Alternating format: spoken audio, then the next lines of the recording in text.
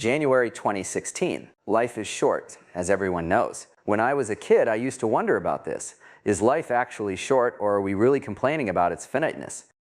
Would we be just as likely to feel life was short if we lived 10 times as long? Since there didn't seem any way to answer this question, I stopped wondering about it. Then I had kids. That gave me a way to answer the question, and the answer is, well, that life actually is short.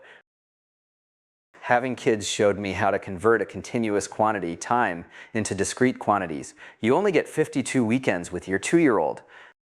If Christmas's magic lasts from, say, ages 3 to 10, you only get to watch your child experience it 8 times. And while it's impossible to say what is a lot or a little of a continuous quantity like time, 8 is not a lot of something. If you had a handful of 8 peanuts or a shelf of 8 books to choose from, the quantity would definitely seem limited, no matter what your lifespan was. Okay, so life actually is short. Does it make any difference to know that? It has for me. It means arguments of the form "life is too short for X" have great force. It's not just a figure of speech to say that life is too short for something. It's not just a synonym for annoying. If you find yourself thinking that life is too short for something, you should, try to eliminate it if you can. When I ask myself what I found life is too short for, the word that pops into my head is sort of bullshit. I realize that answer is somewhat tautological. It's almost the definition of bullshit that it's the stuff that life is too short for. And yet bullshit does have a distinctive character. There's something fake about it. It's the junk food of experience. If you ask yourself what you spend your time on that's bullshit, you probably already know the answer. Unnecessary meetings, pointless disputes, bureaucracy, posturing, dealing with other people's mistakes, traffic jams, addictive but unrewarding pastimes. There are 2 ways this kind of thing gets into your life. It's either forced on you or it tricks you. To some extent, you have to put up with the bullshit forced on you by circumstances. You need to make money, and making money consists mostly of errands. Indeed, the law of supply and demand ensures that the more rewarding some kind of work is, the cheaper people will do it. It may be that less bullshit is forced on you than you think, though. There has always been a stream of people who opt out of the default grind and go live somewhere where opportunities are fewer in the conventional sense, but life feels more authentic. This could become more common. You can do it on a smaller scale without moving. The amount of time you have to spend on bullshit varies between employers. Most large organizations and many small ones are steeped in it. But if you consciously prioritize bullshit avoidance over other factors like money and prestige, you can probably find employers that will waste less of your time. If you're a freelancer or a small company, you can do this at the level of individual customers.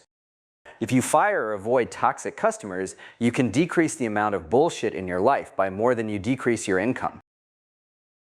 But while some amount of bullshit is inevitably forced on you, the bullshit that sneaks into your life by tricking you is no one's fault but your own. And yet the bullshit you choose may be harder to eliminate than the bullshit that's forced on you. Things that lure you into wasting your time have to be really good at tricking you.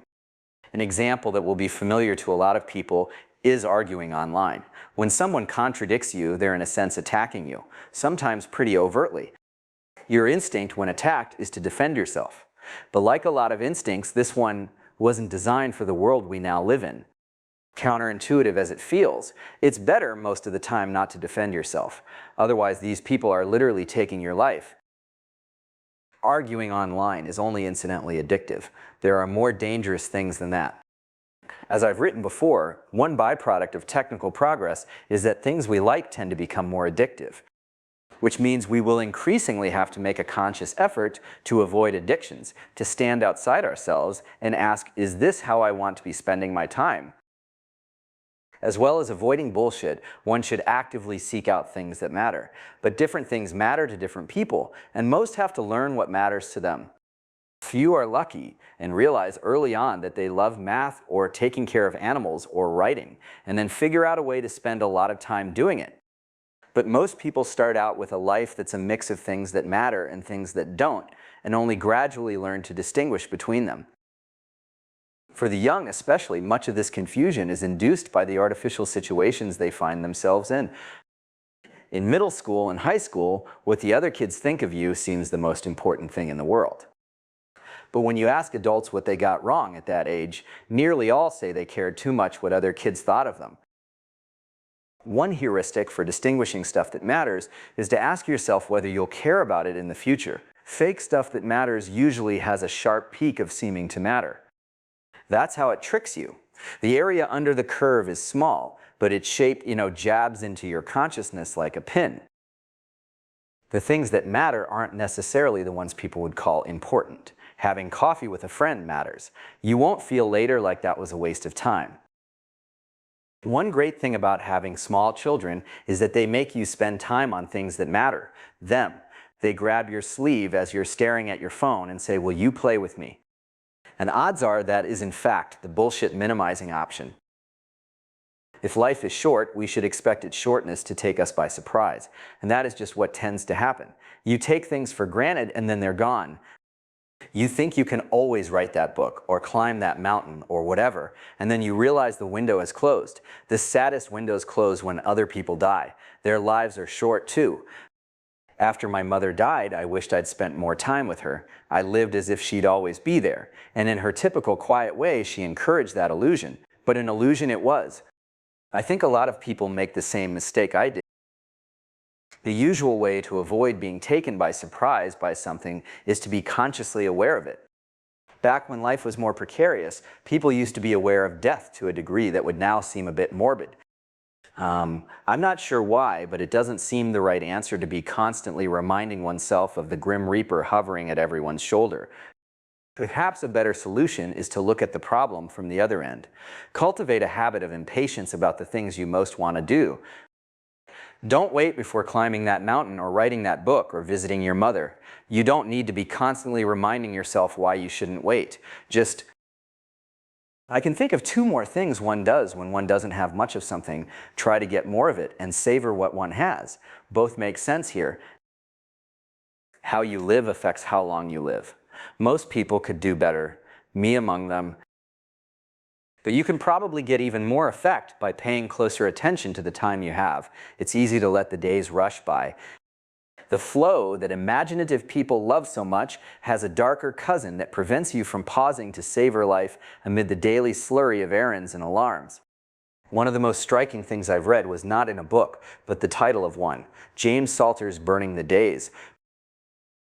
It is possible to slow time somewhat. I've gotten better at it.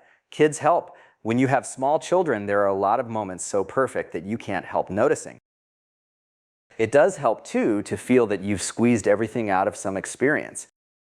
The reason I'm sad about my mother is not just that I miss her, but that I think of all the things we could have done that we didn't. My oldest son will be 7 soon, and while I miss the 3-year-old version of him, I at least don't have any regrets over what might have been. We had the best time a daddy and a 3-year-old ever had.